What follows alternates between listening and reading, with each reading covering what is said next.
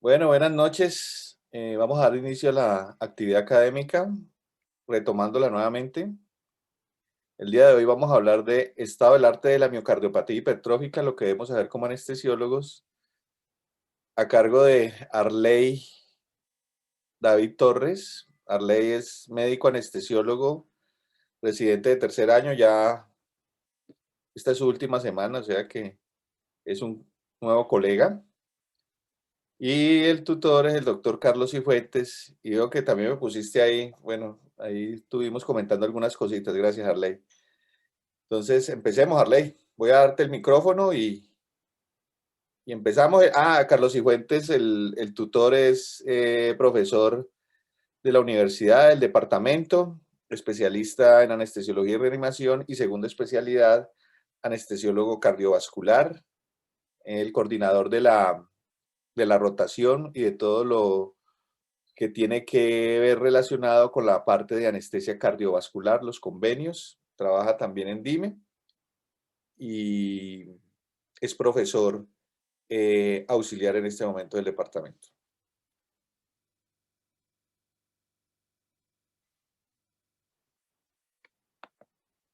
Listo, Arley, puedes empezar. Buenas noches, muchas gracias, doctor Caballero, por la presentación. Un saludo a todos los participantes y bueno, pues hoy ya terminando o reiniciando mejor el ciclo de actividades académicas del departamento, pues me corresponde a mí hablar del estado del arte de la miocardiopatía hipertrófica. Es un tema que escogí a raíz de un caso clínico que tuve en la rotación de cirugía cardiovascular. Lo tuvimos con el doctor Cifuentes, así que bueno, hacemos el enfoque el día de hoy, pues, para comentárselo a ustedes dentro de la parte académica.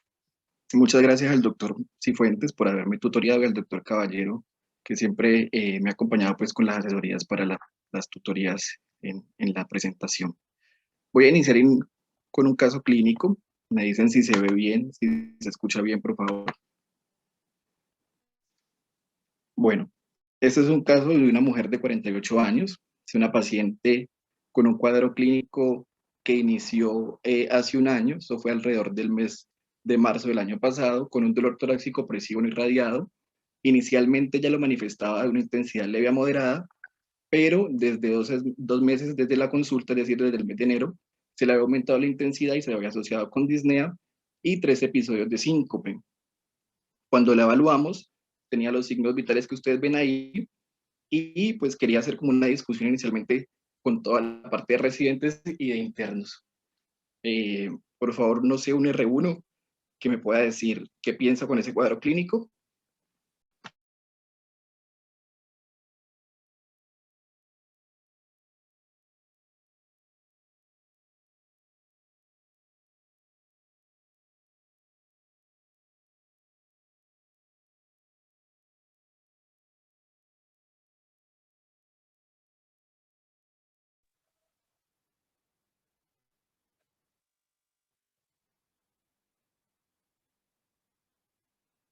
Juan Pablo dice estenosis aórtica, interrogado.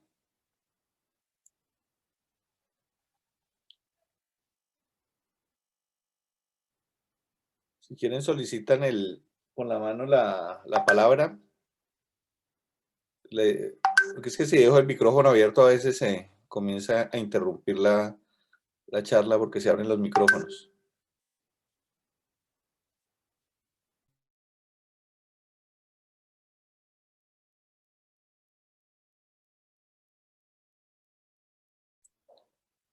Paola Vélez dice enfermedad coronaria, Anderson dice esterosis mitral.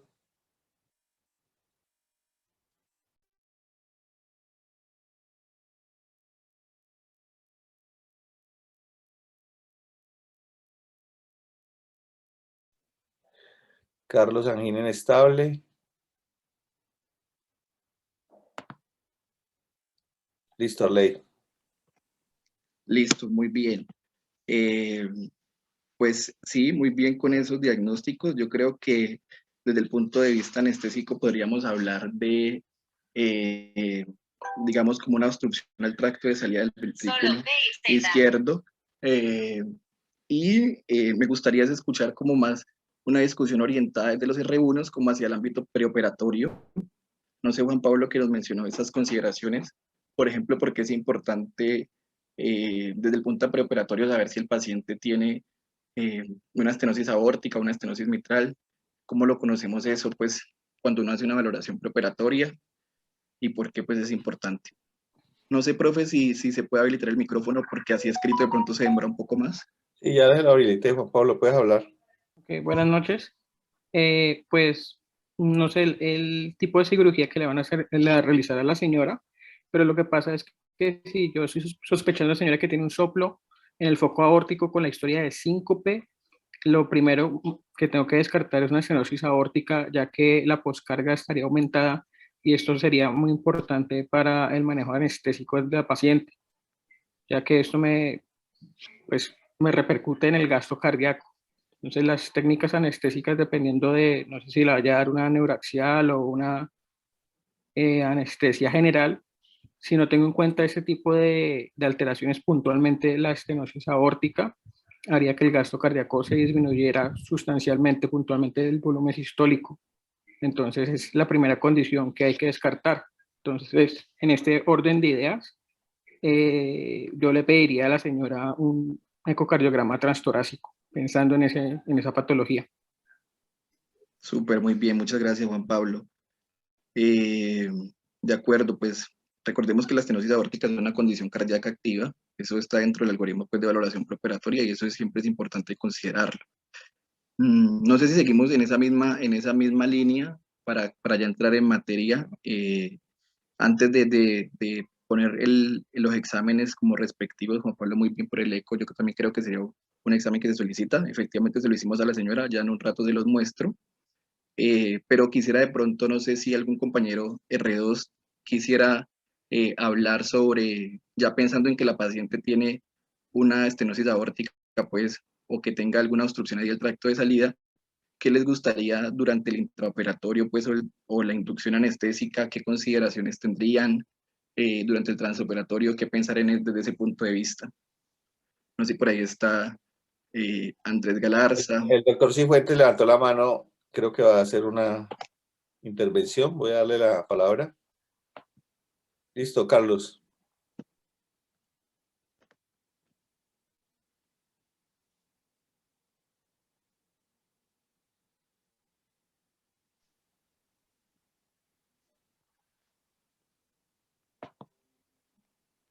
Ya puedes hablar.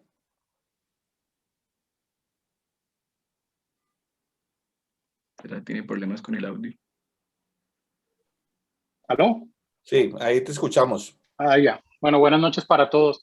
No, la idea es hacerlo un poquito interactivo y manejarlo por los niveles pues, de nuestros residentes. Para un residente de primer año es fundamental establecer en su valoración anestésica si el paciente tiene una patología que comprometa el gasto cardíaco y que genere una obstrucción dinámica o una obstrucción fija al tracto de salida del ventrículo izquierdo.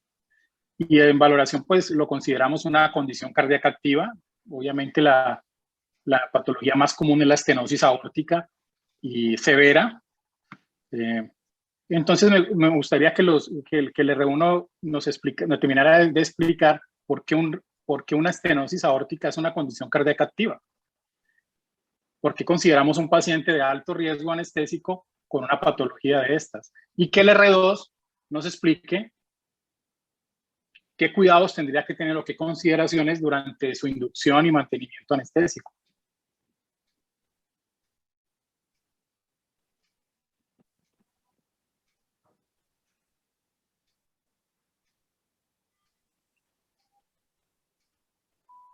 Levanten la mano el que vaya a participar.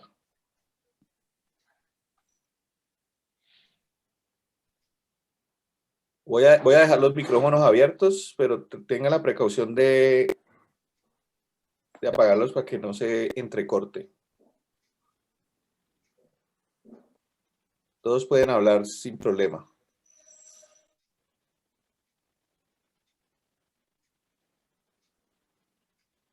Tanto Juan Pablo y el doctor Urriado, que son los que han rotado en ARA, de los nuevos R1, cuando hacemos como miramos que es una condición cardíaca activa, ¿por qué esta patología o la que estamos sospechando, porque todavía no hemos desarrollado el tema,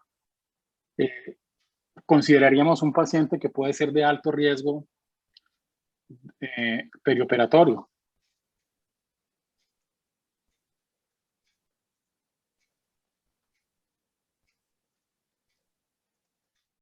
Y si no, alguno de los R2 que vamos escalando, entonces alguno de los R2 que le ayude.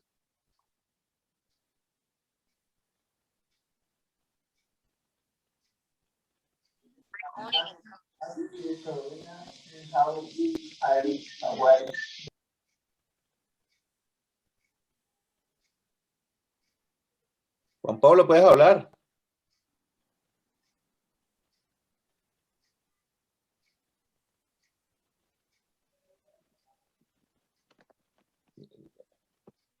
Bueno, parece que se pueden hablar, pero ya le doy nuevamente la palabra. Hay un problema aquí.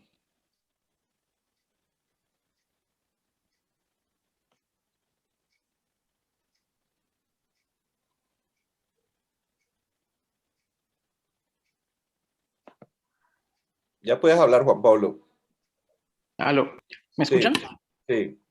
Ok, lo que pasa es que una condición cardíaca activa se considera que es cualquier, pues puntualmente una patología que pueda llevar a una descompensación hemodinámica en el momento donde se están dando los agentes anestéticos. Entonces, en este caso puntualmente la estenosis aórtica lo veo desde el punto de vista que aumenta la poscarga del paciente, y al yo darle los agentes anestésicos, muchos van a impactar en el volumen sistólico, en la frecuencia cardíaca o en la inotropía. Entonces eso haría que se descompense una condición cardíaca que tiene la paciente.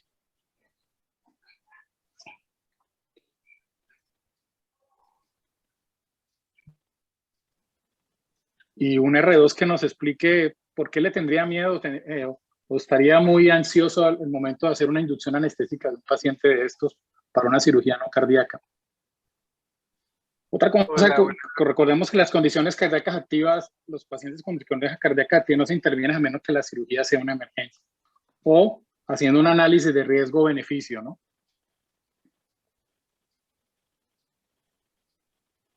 Vale, pues esto es paciente. Bueno, hola, buenas noches. Claribel. Claribel, ¿no? Bueno, pues esa es una patología que tiene un gasto cardíaco fijo. Entonces, uno debe como evitar que las resistencias vasculares sistémicas se caigan.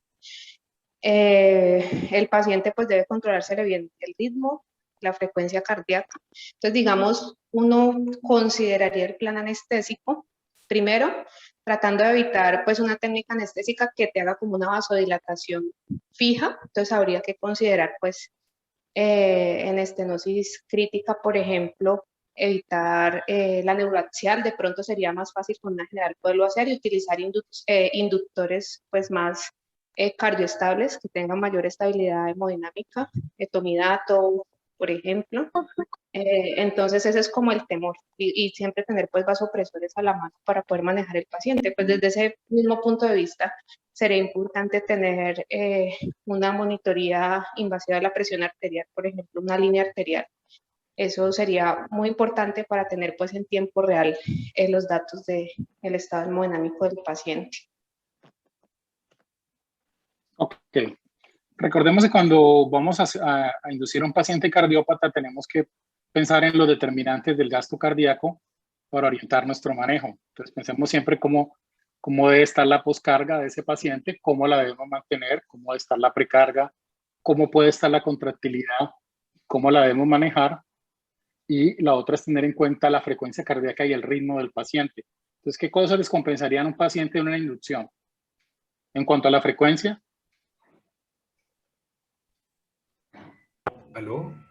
Taquicárdico, Pues, taquicárdico inclusive. Carlos Maturana, habla. Hola, hola. Sí, entonces respecto a la frecuencia en estos pacientes, intentar ni estar taquicárdico ni estar bradicárdico. Correcto. O sea, mantener una frecuencia en un rango normal, mucho liberal, tenerla entre 70 y 90 puede ser aceptable. Y en cuanto al ritmo, si el paciente tiene un ritmo sinusal y lo pierde, ¿eso es bueno o es malo? Eso sería malo, pues porque digamos que el aleteo, perdón, el aporte que da la aurícula es más o menos del 20% al llenado ventricular. Entonces, cuando tienen, por ejemplo, una FA, nos va a afectar mucho ese volumen latido. Recordemos que esos pacientes desarrollan miocardiopatía hipertrófica por la sobrecarga de presión crónica que manifiesta. Recordemos que los pacientes que tienen disfunción diastólica, la patada auricular contribuye mucho más en el llenado del ventrículo izquierdo que en un corazón normal, o sea que ese 20% puede ser mucho más, ¿no? Entonces, perder el ritmo sinusal y la patada auricular generalmente los descompensa. Y en cuanto a la contractilidad y la poscarga, pues la poscarga ya nos habló Claribel. Ellos deben mantener una resistencia normal o ligeramente elevadas porque la vasodilatación hace que se disminuya el flujo coronario y cerebral y eso es lo que los puede llevar ellos a un colapso. ¿Qué opinan de la precarga y la contractilidad en estos casos? Generalmente no están afectadas, ¿o sí? Que debemos tener en cuenta, debemos cargarlo de volumen, pasarle un bolo antes de inducirlo, debemos considerar inicialmente un inotrópico.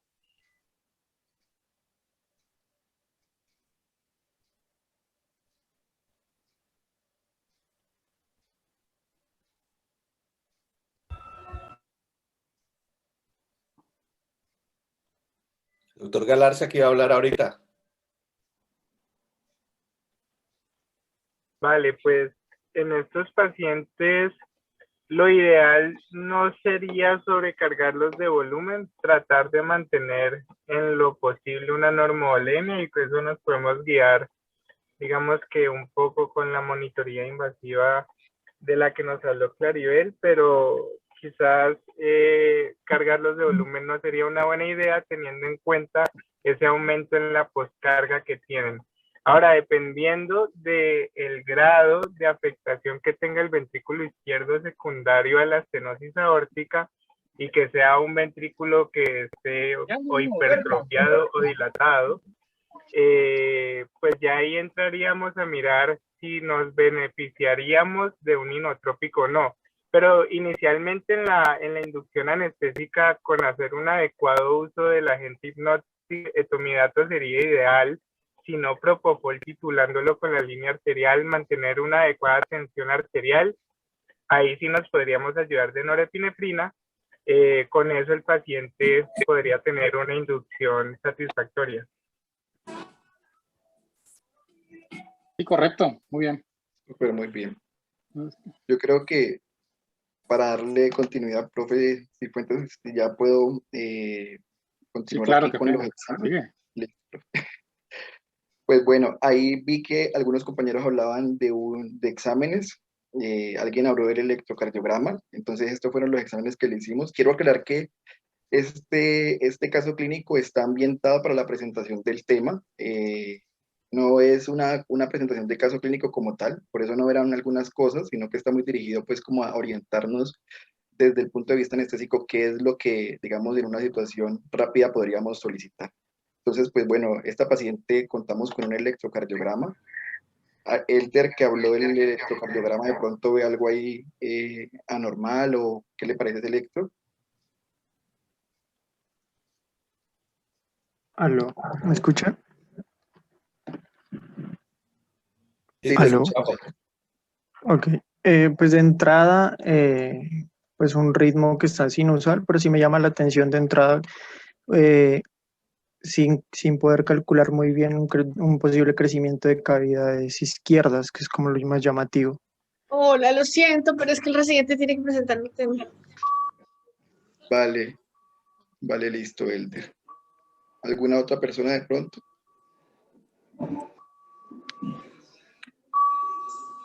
Bueno, listo. Entonces, pues aparentemente... Sí, Clary. Hola. Pues yo, como dijo el del ritmo sinusal, una frecuencia que está como entre 70 y 80. El eje está normal, pues da como 80 más o menos, pero está entre menos 30 y 90, pero sí me llama la atención que en B1, en B2 y B3 sobre todo, aunque como no cumple los criterios de elevación del segmento ST, sí hay ahí como una concavidad insinuada en el segmento ST y hay una parte de la onda T que es negativa. O sea, pues hay que verlo como en el contexto clínico de la paciente porque eso no es como un hallazgo específico. Podría ser signo de isquemia, bueno, o en algunos casos de hipertrofia, pero creo que no le da Hasta ahora unos hallazgos muy el cornel inespecíficos. para el criterio para eso. Eso tenía por Podríamos- decir, pero eso sería como lo llamativo, pero en términos generales, pues uno no podría decir que hay una alteración así muy grande en el electrocardiograma. Listo. Bueno, alguien mencionó el ecocardiograma, les voy a presentar el eco. Tenemos dos ventanas, vale aclarar que esto ya es pues, un examen que nosotros le hicimos a la paciente ya para la cirugía, entonces esto es un eco no transtorácico, sino transesofágico. Entonces, por eso quiero es que mis compañeros R3, que digamos ya hemos tenido como alguna exposición muy básica, pues a como a cosas de eco transesofágico, de pronto me puedan mencionar qué ven o qué llama la atención de este examen.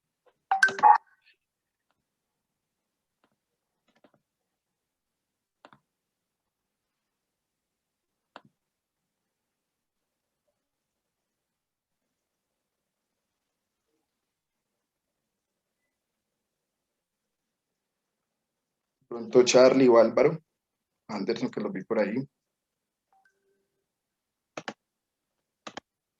Anderson. Hola, profe. Vení, Arlecito, ¿puedes volver a colocar el video? Es que mira que casi no se ve bien, o sea, no sé si de pronto este es muy pesado. Bueno, ahí está. Pareciera una ventana medio esofágica, pero no estoy seguro, la verdad. No me queda claro, o sea, no sé si estoy viendo mal o bien, no sé. Pareciera una ventana medio esofágica, ¿sí? Porque ahí se ve lo que es el ventrículo izquierdo, que es el de abajo, ¿cierto? Y el de arriba sería la aurícula izquierda, digámoslo así, que es como lo que yo más veo. No sé si me equivoqué, profe, pues más o menos esas son como lo que puedo alcanzar a notar, es que no estoy seguro, la verdad.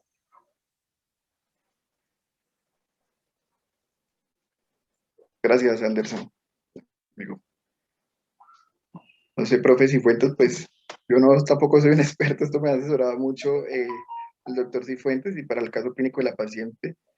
Paola Vélez. Pero sí, sí es una ventana medio esofágica. Ahí pues hay múltiples estructuras, pero hay algo que llama mucho la atención pues del eco como tal. Y está pues, no sé si alguna otra cosa ves ahí como de Anderson sobre el aparato mitral o algo así, por ahí cerquita, ves como que, no sé, la ventana, la alteración. El problema de Arley es que él está muy lento el video y no se ve fluir. ¿Sí me entendés? Se ve como una imagen sola. Entonces, más bien descríbelo. Efectivamente, es una membrana medio esofágica de 2 cámaras, como lo dijo Anderson. Pero yo creo que va a tocar que lo describas porque está muy lento. No te fluye. Vale, profe, listo. Listo, ya lo describo. Voy a tratar de... Perdón un momento, que es que un poco de bulla aquí en mi casa, entonces eso interrumpe. Bueno, voy a reproducirlo nuevamente, pero sí. Bueno, aquí está. Entonces, básicamente aquí puse como el puntero, pues aquí tenemos la aurícula izquierda, aquí el ventrículo izquierdo. Aquí hacia el lado derecho tenemos el septum. Aquí vemos el tracto de salida del ventrículo izquierdo. No está rodando, no sé si alcanza a ver ahí. Pero lo llamativo es que hay como una... creo que el doctor Cifuentes creo que el doctor Cifuentes quiere hablar. Me imagino que él también conoce el caso y quiere darnos una explicación más a fondo del... Sí. Carlos, puedes hablar. Tú mismo puedes activar el micrófono, yo lo dejé para que lo activen. Bueno, listo. Ok. Sí, lástima que esté tan lento. Y esta es una vista medio esofágica. Como podemos ver, más o menos por encima de 110 grados.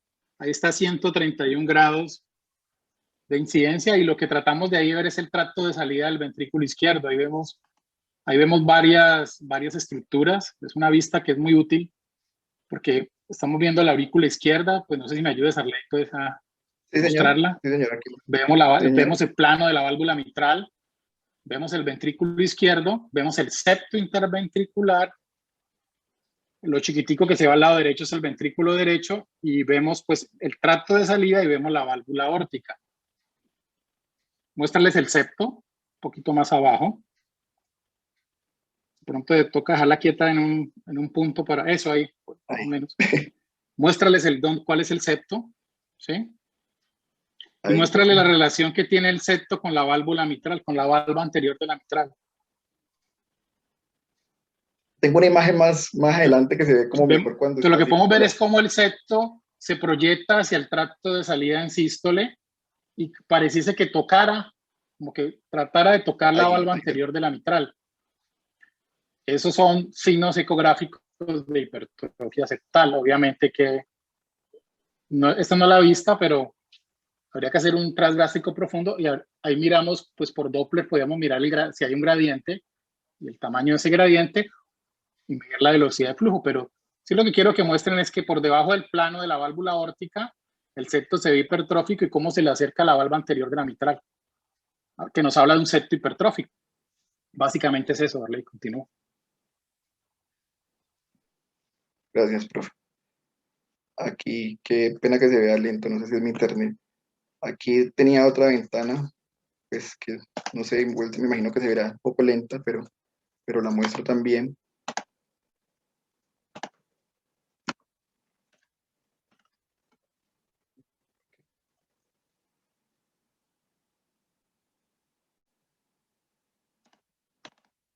Bueno, no me reproduce, siento estos errores técnicos.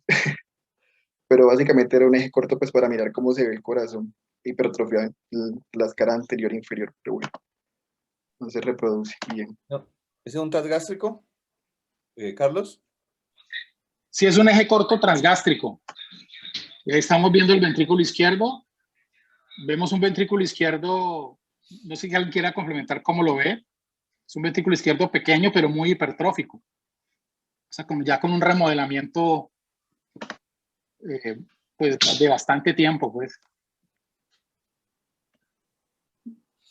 Sí, qué pena, no una sé. cavidad ventricular pequeña. No lo logro reproducir, qué pena, lo siento. Pero muéstrales aquí, pues, cuál es el ventrículo izquierdo, la esferita, dale la vueltica, ¿sí?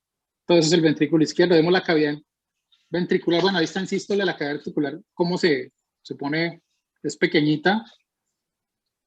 Aquí. Pero vemos, pues, cómo vimos el diámetro de la pared del ventrículo izquierdo, que es bastante, pues, cuando yo he visto varios corazones, uno ha visto, pues, subjetivamente ve que el diámetro está aumentado, ¿no? Sí, señor. Es una ventana esofágica que se ve muy similar a el eje corto en el transtorácico. Es similar, pero hay que tener en cuenta que por la disposición del traductor, la disposición... Está invertido. Exactamente, está invertido. Y dependiendo del punto donde se mire, porque a veces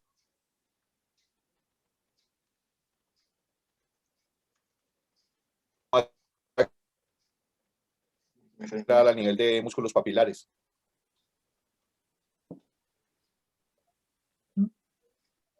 Listo. Y ya entonces, para concluir, me vuelvo al último examen que le hicieron a la paciente.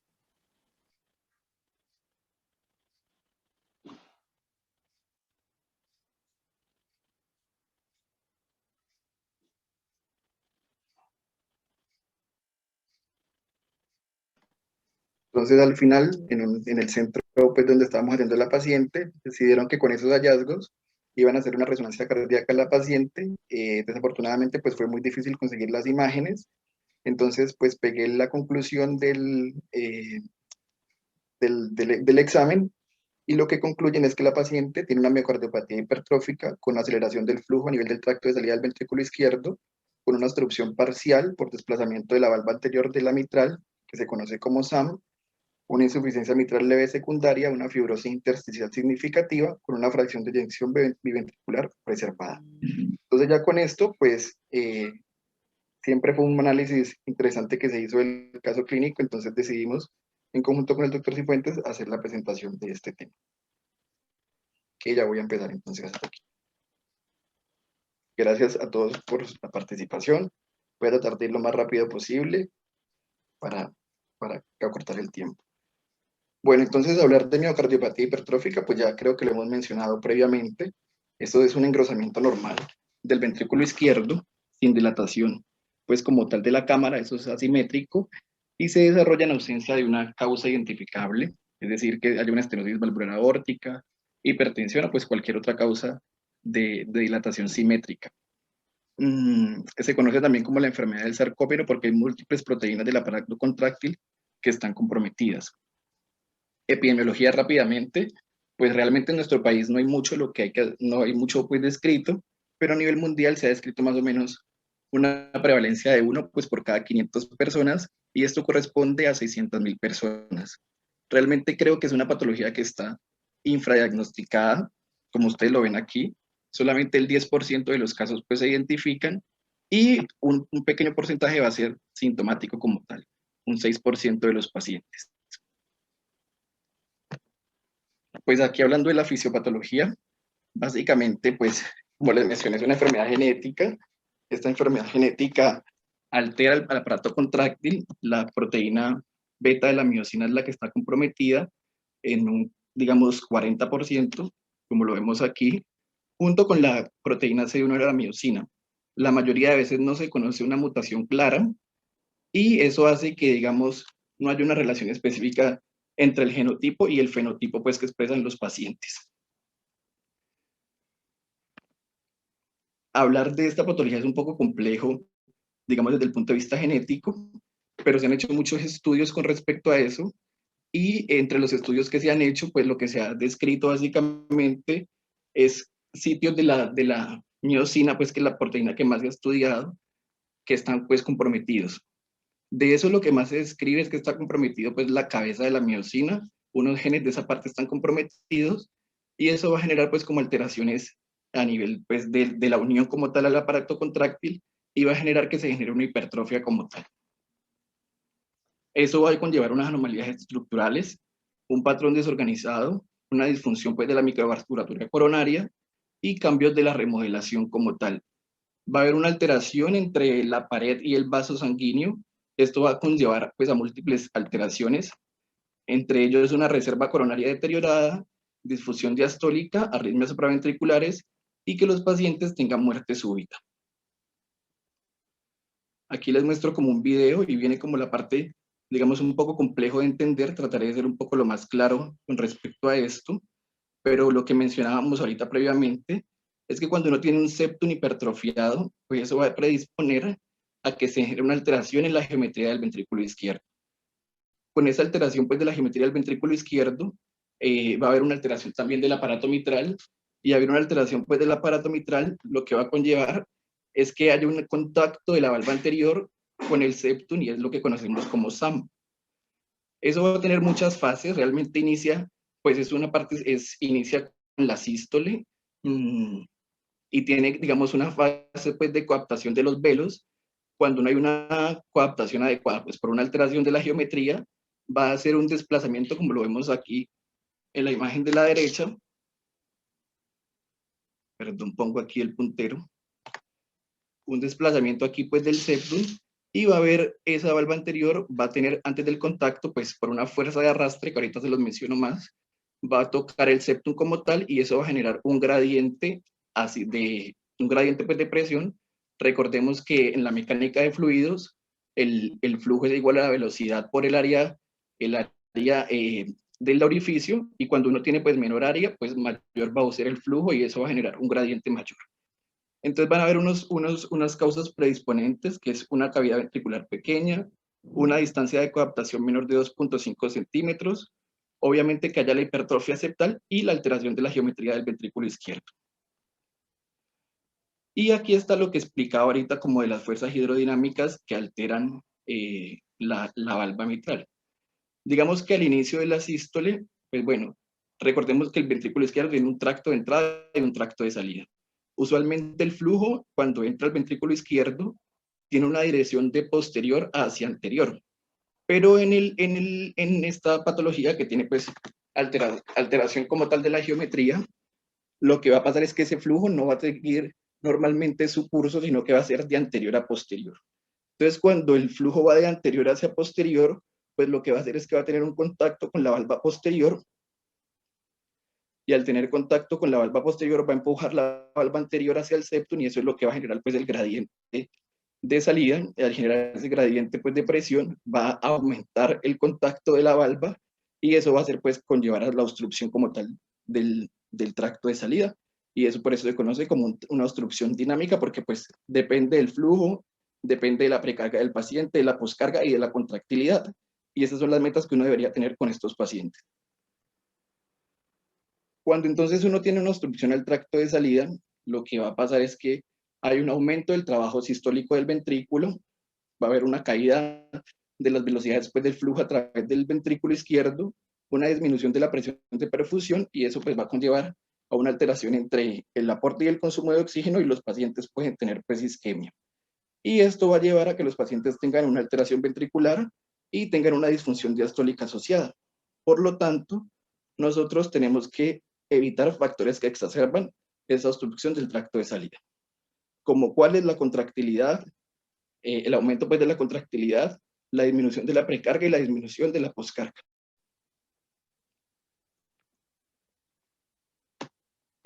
La morfología pues, del septum es muy variable, porque pues, como les he mencionado previamente, hay diferentes genes asociados a esto, y diferentes genes pues, van a tener una expresión genética, digamos, diferente entre eso. Entonces, cuando tenemos, según pues, la alteración genética que se presente, vamos a tener unos patrones geométricos que van a estar pues, aquí explicados. Esos van a ser sigmoide, una expresión fenotípica apical y una expresión neutral. Obviamente unos van a estar más asociados como a disfunción diastólica, más a riesgo de muerte súbita, y a una fisiología pues como obstructiva asociada. Estos son estudios que han mostrado como aumento del septum puede ser mayor de 15, va a tener más riesgo de muerte súbita, y por eso uno debería ser muy juicioso cuando revisa el eco de estos pacientes y mirar el tamaño pues, del septum como tal. Entonces, cuando los pacientes tienen ya septum mayores de 30 milímetros, pues lo que uno ve es que se ha aumentado mucho el riesgo de muerte súbita, y esos son los pacientes que ya pues tienen que ser llevados a manejo quirúrgico pues como tal de la patología. Aquí lo vemos, tenemos como una clasificación acorde al estado hemodinámico, cuando no está obstruido, cuando tiene una obstrucción lábil y cuando tiene una obstrucción en reposo. Y eso va a depender pues, del gradiente del tracto que tenga. Si tienen una obstrucción de menos de 30 en reposo, pues se considera que el paciente no tiene una obstrucción como tal. Si está en reposo mayor de 30, decimos que el paciente tiene una obstrucción en reposo, y ese es el paciente pues, más grave que tenemos desde el punto de vista anestésico.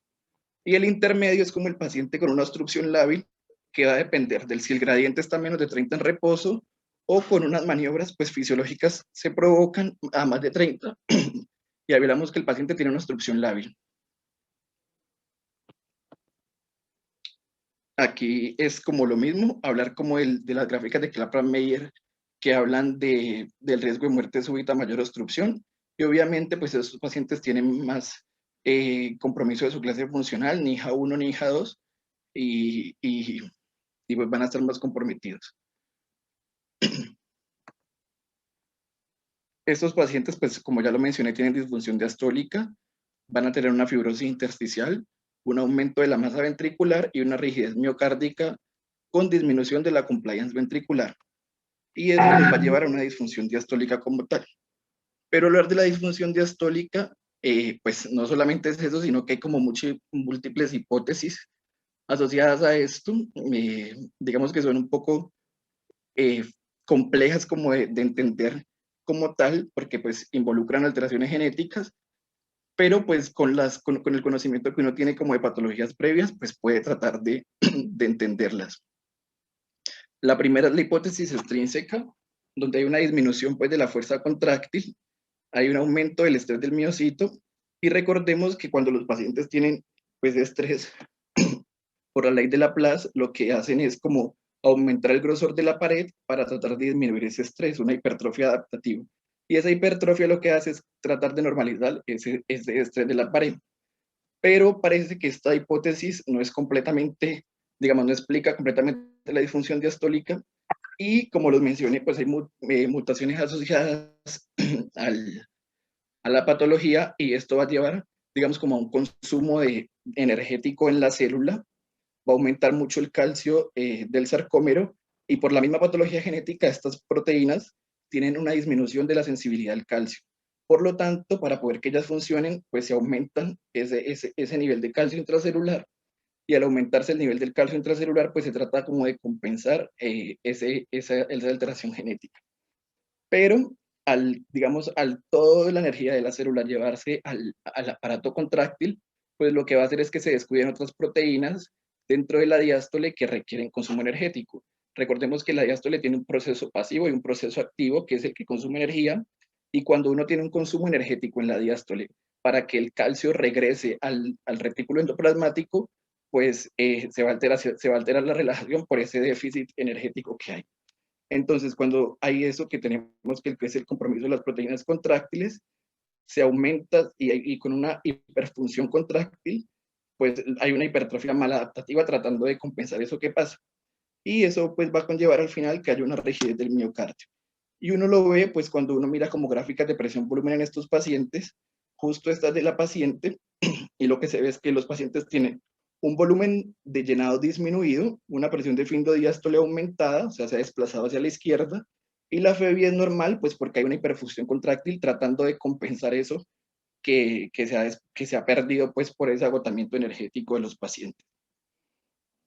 Obviamente, cuando tenemos alteración de la geometría del ventrículo como tal, va a pasar que no solamente los pacientes tienen pues esa hipertrofia y esa alteración de la relajación, sino que pueden tener una insuficiencia mitral primaria o secundaria.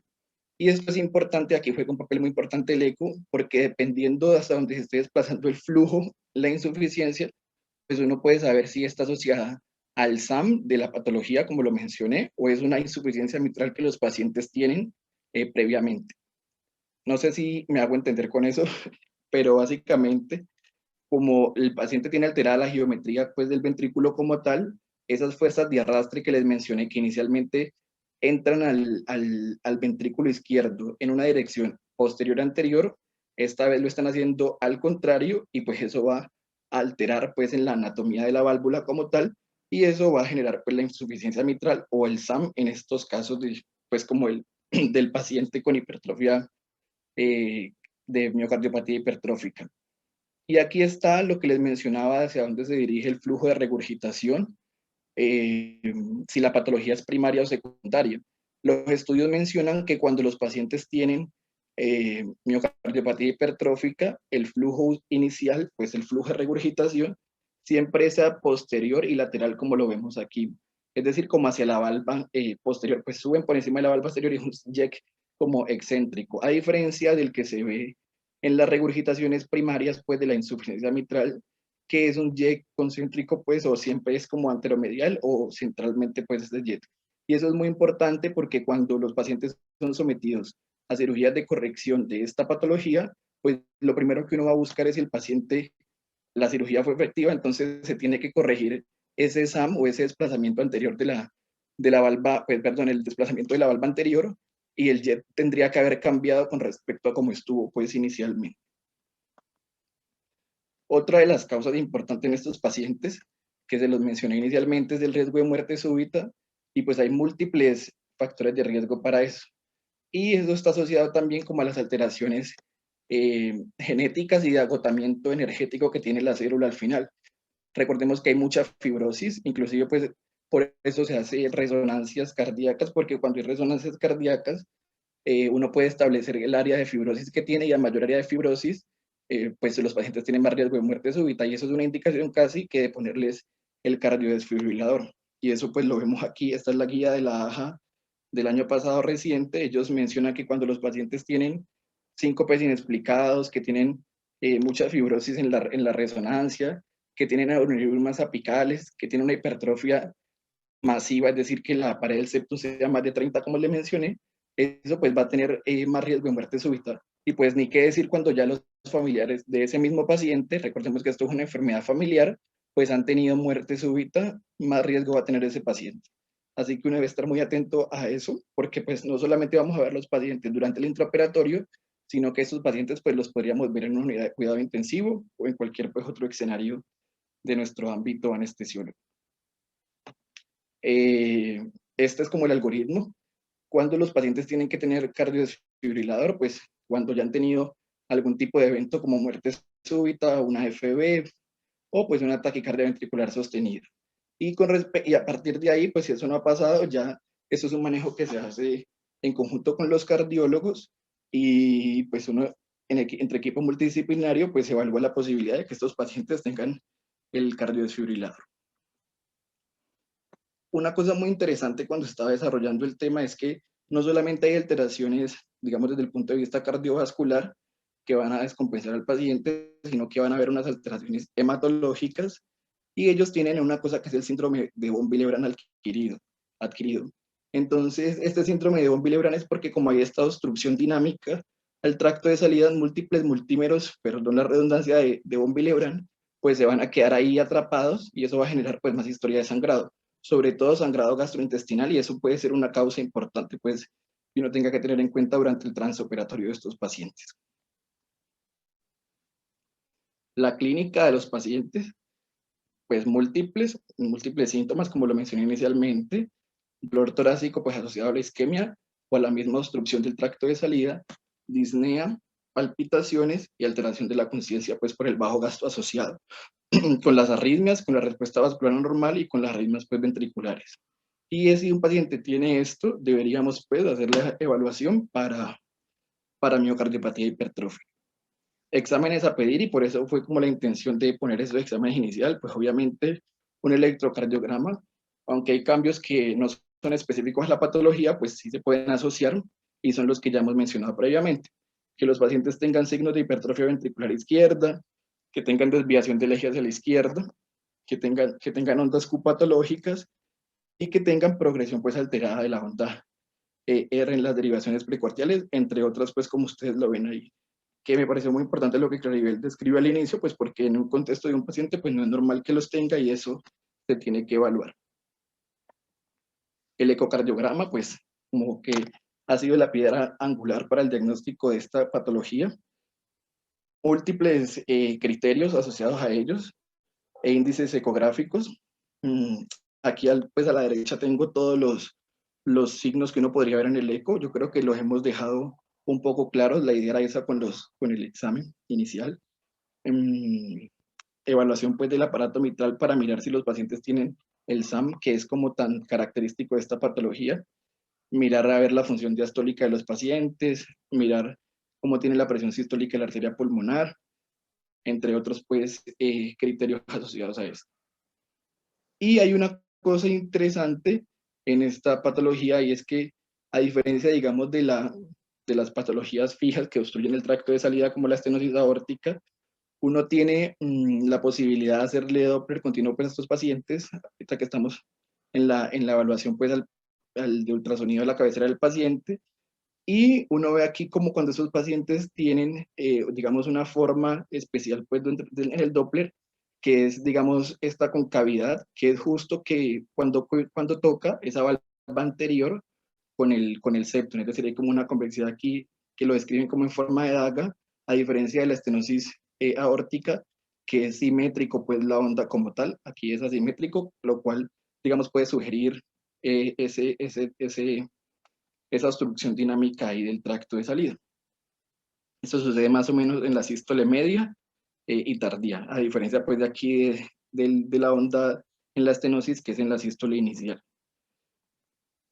Otras ayudas diagnósticas que uno tiene pues con la patología es el Doppler tisular y el TAC, pues la resonancia cardíaca más que todo, es la que ofrece la mejor detalle anatómico de los pacientes, pero no nos pueden ayudar tanto con las alteraciones hemodinámicas, por lo tanto uno tiene que ser pues muy cuidadoso con estos exámenes y siempre apoyarse del equipo multidisciplinario.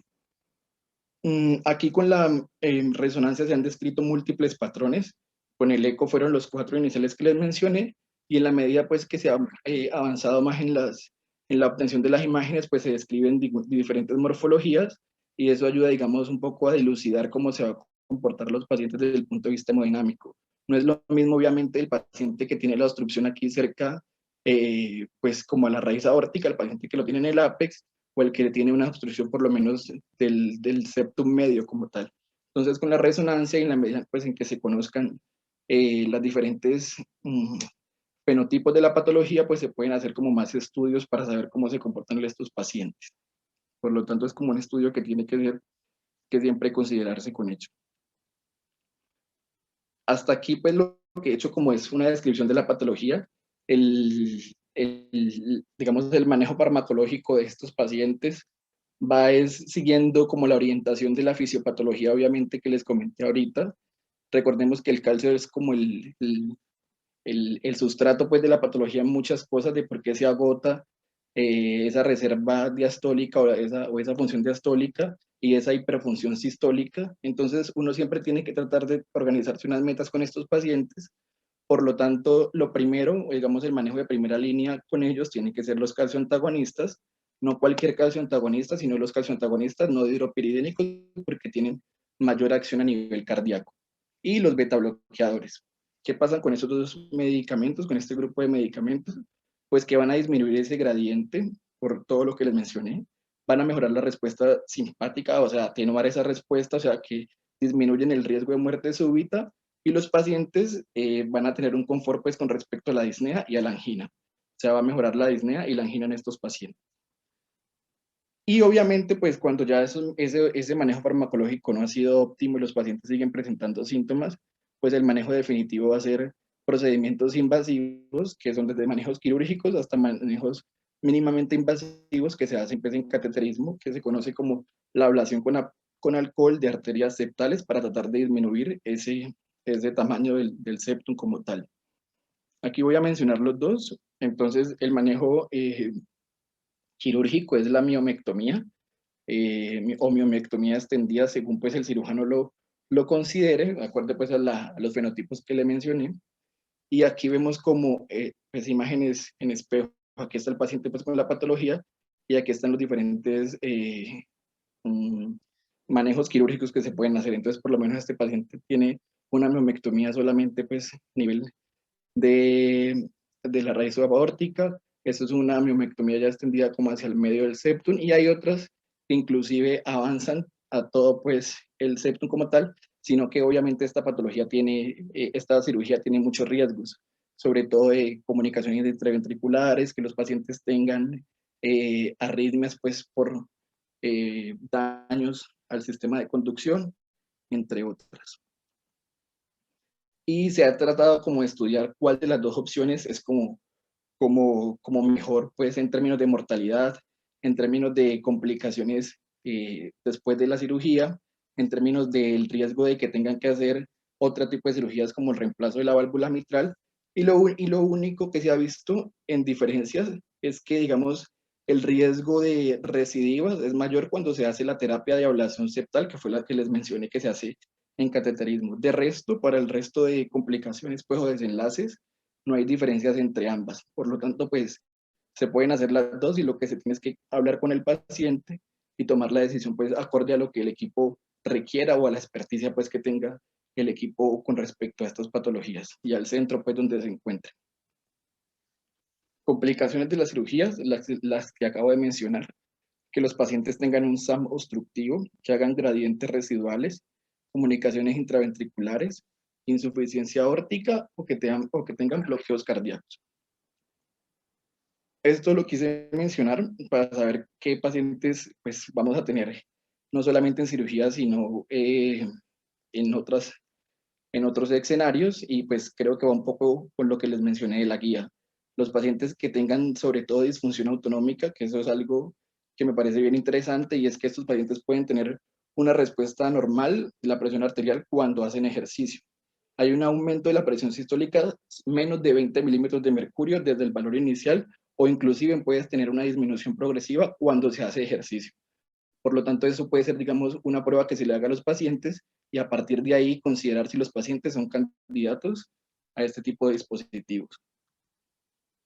Y ya para hablar un poco, ya desde el punto de vista anestésico, pues que es como el objetivo de la charla, pues miremos de esta parte en los pacientes ya luego de haberles explicado eso.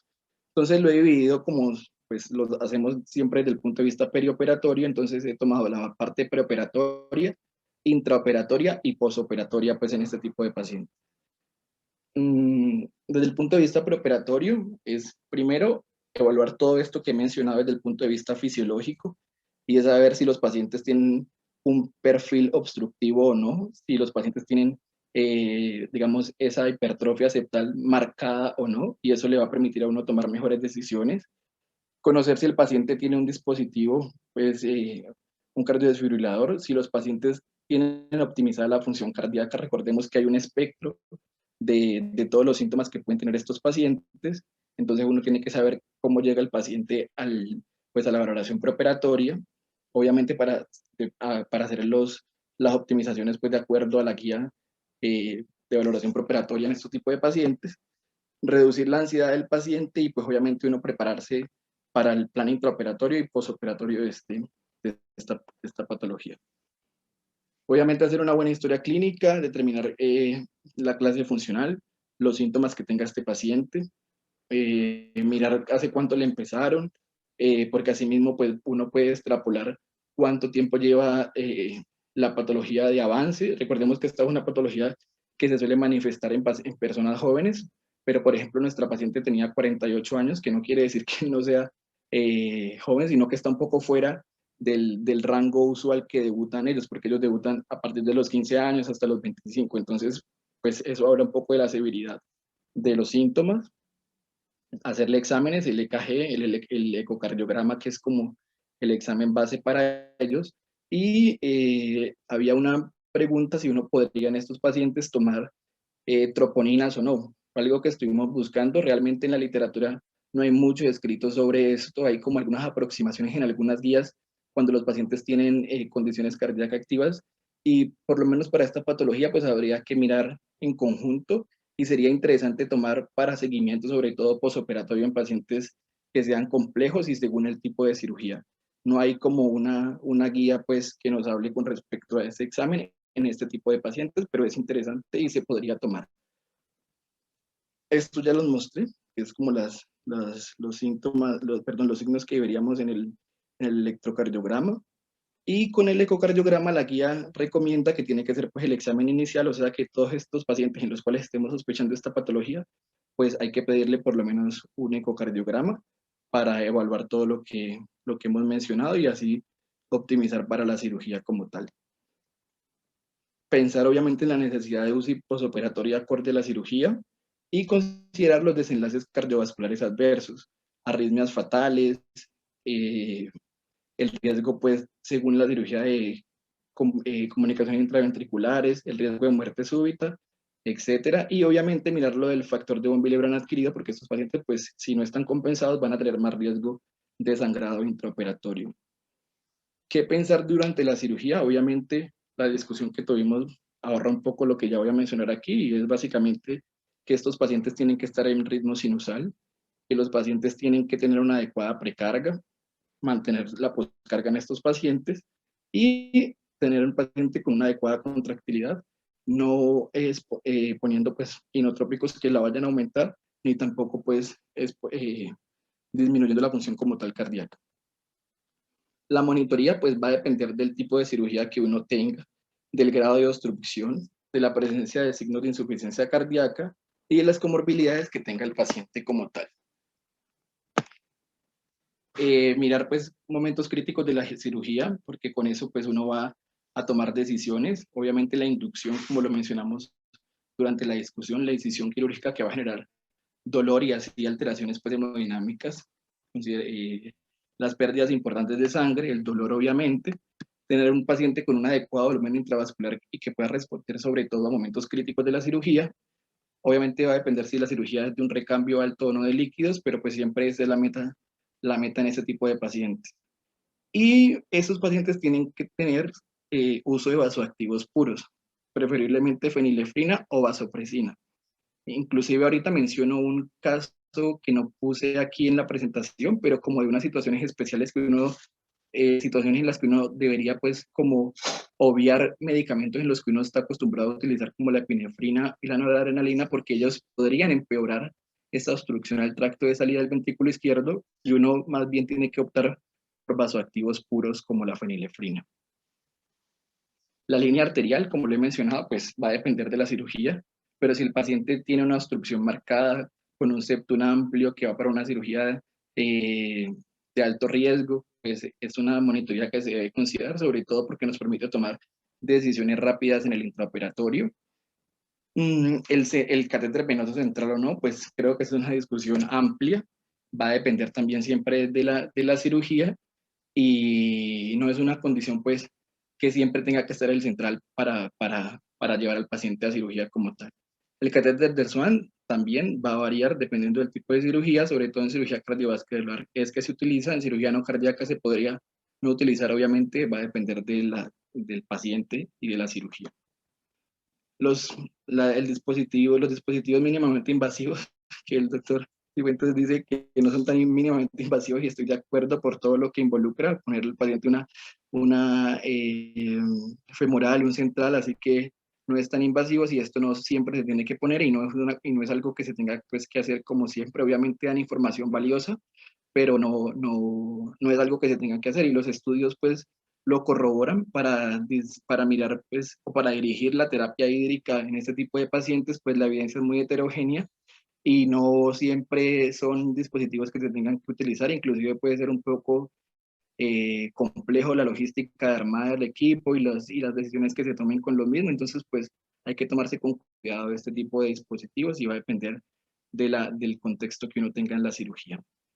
Por el contrario, la ecocardiografía, pues creo que es como el examen que no solamente antes, sino durante la cirugía uno tiene que tenerlo, e inclusive uno puede tomar decisiones muy rápidas con ellas porque permite mirar pues las metas que estamos buscando, cómo está el paciente con respecto al volumen, si está depletado o no, si el paciente está con el corazón muy acelerado, pues, o si tenemos alguna alteración pues intracardíaca que nos haga pensar en que tenemos que tomar decisiones rápido y uno con el eco logra tener una buena, digamos, sensibilidad y especificidad para todos esos determinantes del gasto cardíaco. Entonces, lo más importante es como mirar esa respuesta a fluidos, si los pacientes tienen una buena contractilidad y como estamos pensando que esos pacientes tienen algo de disfunción diastólica, pues esto puede estar alterado. Y hay múltiples, digamos, como signos ecográficos que pueden ayudarnos a saber si los pacientes tienen algún tipo de alteración con respecto a eso. La clásica relación entre la onda EA, que ya pues creo que la hemos discutido muchas veces en los talleres, entonces voy a ir rápido con eso, pero básicamente, digamos, ese no es como la mejor opción que tenemos para mirar si los pacientes tienen algo de disfunción diastólica. Por el contrario, la relación E' creo que es la que mejor se describe con respecto a eso, y aquí hay una tablita que nos permite mirar eso. Cuando los pacientes tienen una relación E' mayor de 14, pues tienen que significa que los pacientes tienen una relación alterada, nos habla más de la disfunción diastólica con respecto a eso. Y hay como una conexión entre eso, y aquí lo menciono, cuando la presión telediastólica del ventrículo izquierdo es mayor de 20, eso se conecta muy bien con una relación E' mayor de 15 milímetros. Y eso lo deberíamos siempre pues recordar o mirar en los reportes ecográficos que siempre lo ponen los cardiólogos y nosotros los podríamos hacer pues, durante el intraoperatorio. La selección de la anestesia va a depender, obviamente, neurociencial general, pues depende de la cirugía, depende de la experticia que tenga el anestesiólogo con la técnica y pues estar pendiente de los desenlaces o las alteraciones pues que vamos a tener con ellas, pues que los pacientes se hipotensen o que hagan bradicardias, etcétera, etcétera, pues que nos alteren las metas que teníamos inicialmente. Obviamente la inducción anestésica debe ser titulada en ese tipo de pacientes, evitar la hipotensión y la actividad simpática. Con lo respecto a los agentes, agentes anestésicos, hay mucha evidencia que no define entre anestesia dental endovenosa o balanceada. Obviamente todo va a depender pues, del centro donde uno esté, pero lo que uno sí tiene que tener es como estar atento a lo que se espera con ambas técnicas.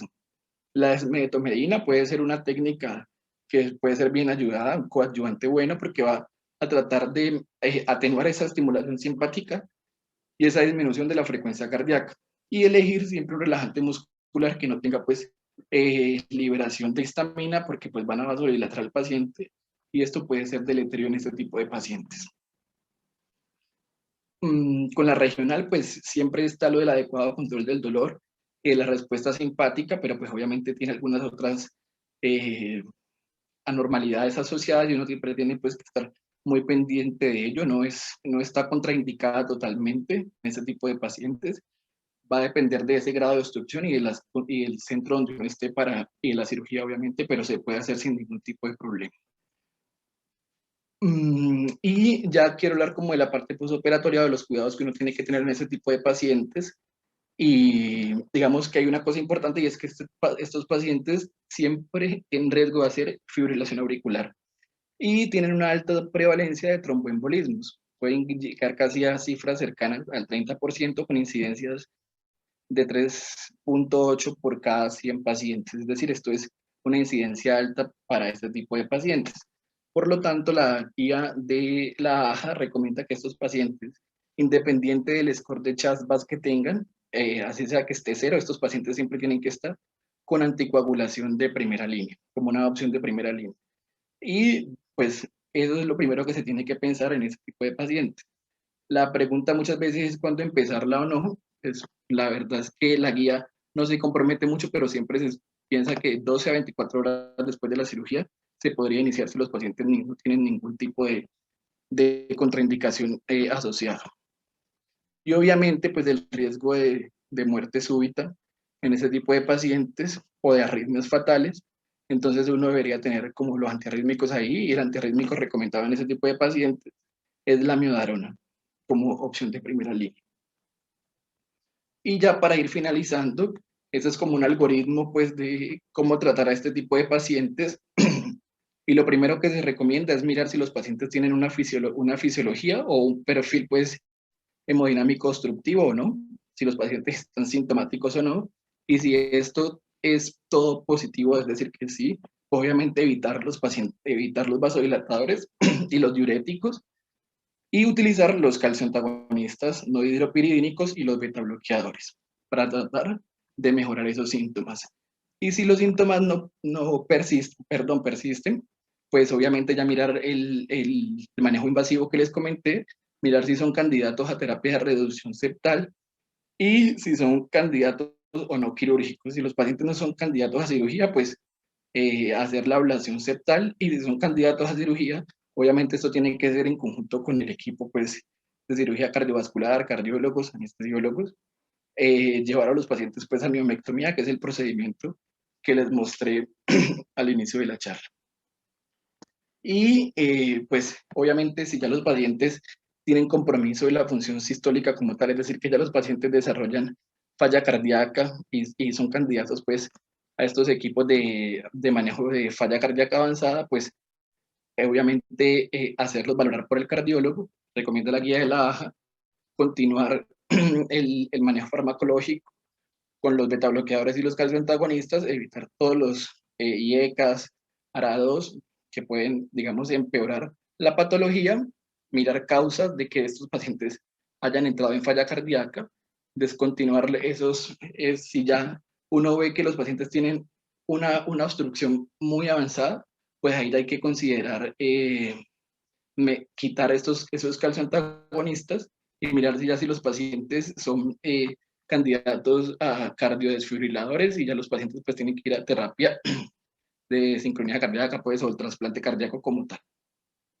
Y ya si los pacientes, bueno, que es lo que se acaba de mencionar, si los pacientes pues, ya tienen una falla cardíaca avanzada, ya no son candidatos a ningún tipo pues, de de terapia, pues evaluar si los pacientes se pueden trasplantar en conjunto con el equipo. Y listo, muchas gracias. Con eso termino.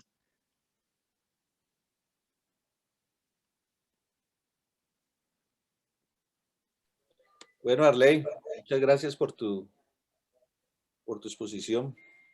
La última, ¿no? Felicitaciones ya a ti y al grupo de compañeros.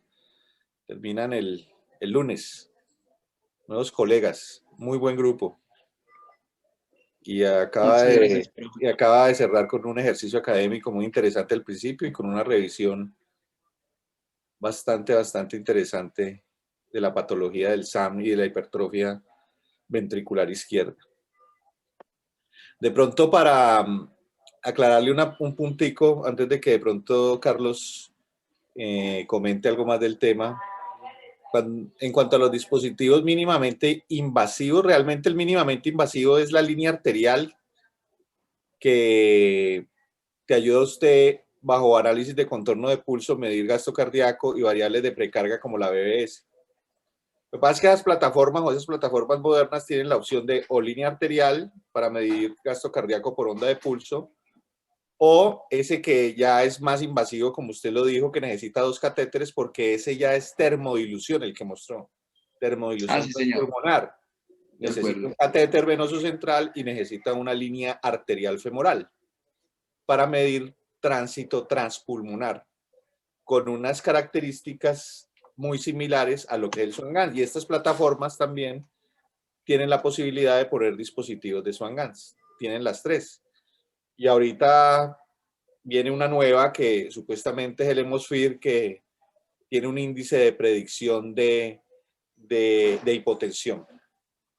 Pero realmente en el escenario perioperatorio, de tórax abierto, estos dispositivos pierden, como usted lo dijo, pierden un poco de validez, sobre todo las variables de precarga, porque pues tienen cavidades abiertas y se pierde esa presión transpulmonar generada y el dato no es tan exacto. ¿Listo? Básicamente era ese puntico de aclaración. Carlos, ¿vas a hablar? Te voy a dar el micrófono.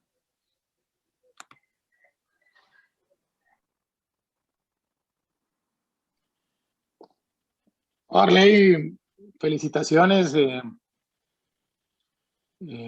Los mejores deseos para ti y tus compañeros. Han sido un grupo muy bueno. Gracias, profe. Grupo muy juicioso, muy académico. Y pues el futuro es de ustedes y les deseo lo mejor. Todos vamos a estar muy pendientes en lo que le podamos apoyar ya como colegas. La revisión es muy completa. No es un tema común, simplemente como tú lo dijiste, porque es una patología que tiene un subdiagnóstico muy importante. O sea, si no hay un índice de sospecha, muchos de los hallazgos clínicos y en exámenes generales como el electro no son muy concluyentes de que un paciente tenga una hipertrofia. Y muchas veces lo hipertrofiado es el septo y no el ventrículo o la pared libre, entonces no lo sospechamos. De pronto nos faltó complementar qué fue lo que se le hizo al paciente. Al paciente a través de se entró a bypass cardiopulmonar, se abre la raíz aórtica y a través de la válvula aórtica el cirujano reseca el septo interventricular. Ahí se necesita mucha experiencia por parte del grupo y del cirujano, porque si corta muy poquito, pues va a dejar un gradiente importante, y si corta mucho, puede dejar muy delgado el septo y pueden ocurrir complicaciones como hematomas o una comunicación interventricular que puede suceder. Si no tiene cuidado, inclusive puede dañar la válvula aórtica, porque se hace a través pues, del abordaje, como dije, la válvula aórtica, y puede quedar una insuficiencia. Ahí entra un papel muy importante el anestesiólogo, porque nosotros a través de la ecografía vamos viendo el resultado inmediato de la cirugía, y dependiendo de los hallazgos puede ser necesario que el cirujano vuelva a entrar y hacer una corrección adecuada, ¿no? Lo mismo que como si mejora o no la insuficiencia mitral, si hay insuficiencia mitral asociada pues por el SAM. No sé si alguien quiere opinar más. Veo que está Luis y está Vladimir en la charla, si quieren opinar algo de esto. Otro punto de pronto que te faltó aclarar un poquito, pero pues no era tan importante en relación al tema en cuanto a la valoración diastólica ecocardiográfica. No solamente la onda EAS es a nivel de la mitral y es una medida de flujo transmitral. La onda E' es una medida de movimiento del tejido, entonces hay que tomarle una medición que se llama Doppler transmitral. Esas son las dos grandes mediciones o las más importantes que uno utiliza para valorar disfunción diastólica desde el punto de vista ecocardiográfico. Muchas gracias, profe, sí, señor. O sea, para hacer la relación E' necesitas hacer las dos, a nivel de flujo transmitral y a nivel de Doppler tisular. Supertisular, sí, señor. No sé, como dice el doctor Cifuentes, si Vladimir quiere hablar. Ah, sí, Vladimir ya levantó la mano. Aprovecho para decirles que el doctor Vladimir Díaz va a ser próximamente docente en el horario de los viernes en la tarde. Y voy a darte la palabra, Vladimir. Ya puedes hablar, Vladimir. Muy buenas noches. Gracias, doctor Fabricio, por esa introducción. Muchas gracias por la oportunidad. A usted, al doctor Cifuentes y sobre todo a los residentes que he tenido la oportunidad de tener tanto en DIME como en el hospital y que gracias a Dios han cumplido a cabalidad sus objetivos. Sobre todo este grupo, un grupo muy académico y muy interesado por aprender. A Arley, felicitarle por esta charla y puntualizar en ciertas cosas. Como bien lo dijo, el manejo de la miocardiopatía hipertrófica se puede hacer con ablación. La ablación se hace con alcohol, pero pues no es tan efectiva como la miomectomía, y los problemas por la miomectomía son básicamente obvios, como pueden ser alteraciones en la conducción cardíaca que generarían un bloqueo, puede ser perforación del septo y una obstrucción secundaria o una insuficiencia mitral secundaria a esa miomectomía. Como dice el doctor Cifuentes, el cirujano tiene que ser muy hábil y ya haber hecho muchas para poder llegar a tomar el tino de una buena miomectomía. Los tips son los que mencionó Arley. Mantener una frecuencia cardíaca baja, disminuir totalmente los estímulos simpáticos que pueden generar una obstrucción dinámica en el tracto de salida del ventrículo izquierdo y, por consecuencia, generar todas las complicaciones secundarias de este síndrome. Entonces, pilares básicos o beta bloqueadores o calciantagonistas, no hidropiridínicos, como lo mencionó Arley. ¿Listo? La monitoría invasiva en estos pacientes es importante y sigue siendo el gold estándar el catéter de Swan-Ganz. Este grupo de residentes tuvo la oportunidad de poner su primer catéter y ya saben, ellos todos saben cómo manejar un catéter de Swan-Ganz y toda la utilidad que pueden tener con él. Pueden tener en estos momentos ofertas de monitoreo mínimamente invasivo o medianamente invasivo, pero ninguno de ellos hasta ahora ha podido superar el catéter. De hecho, se pueden utilizar de forma sobreagregada, como bien lo mencionaba el doctor Fabricio, utilizando otro tipo de tecnologías como es el monitor de Edwards, el Vigilance 2, que nos permite adicionalmente tener gasto cardíaco continuo por termodilución y saturación venosa mixta continua. Muchas gracias por permitirme guiarles un poco en su proceso de aprendizaje y enhorabuena. Disfruten mucho ahorita esta nueva vida que se les viene. Muchas gracias, doctor Vladimir. Gracias por la participación y por la enseñanza en el quirófano.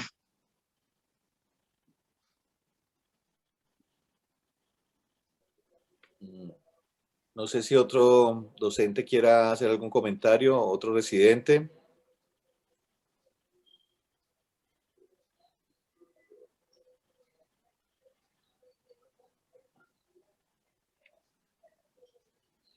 Bueno, creo que ya, ¿no? Ya quedó listo el tema. Nuevamente, mis felicitaciones, compañeros. Arley, a Alejandro, Charlie, Anderson, Andrea, Álvaro. Les deseo lo mejor, excelente grupo, excelentes residentes. También los vamos a tener de compañeros en el HV, creo, que todos van a estar con nosotros, ya como colegas. Qué mejor que eso. Y con todos ustedes vamos a seguir creando y fortaleciendo la escuela de anestesia y cuidado intensivo de la Universidad del Valle. No sé, Carlos, si vas a hacer el último comentario o damos ya por terminada la actividad. No sé si hay alguna inquietud de alguien o no. Bueno, entonces nos vemos el próximo jueves. También la siguiente semana vamos a reanudar los temas de cuidado intensivo. De pronto también invitar aquí a Vladimir y al doctor Cifuentes en los temas de cuidado intensivo que son tan afines a ustedes también y en general a todos los anestesiólogos. Acuérdense que son los jueves al mediodía. Que estén muy bien y muchas gracias a todos. Hasta luego, gracias. Hasta luego, buenas noches.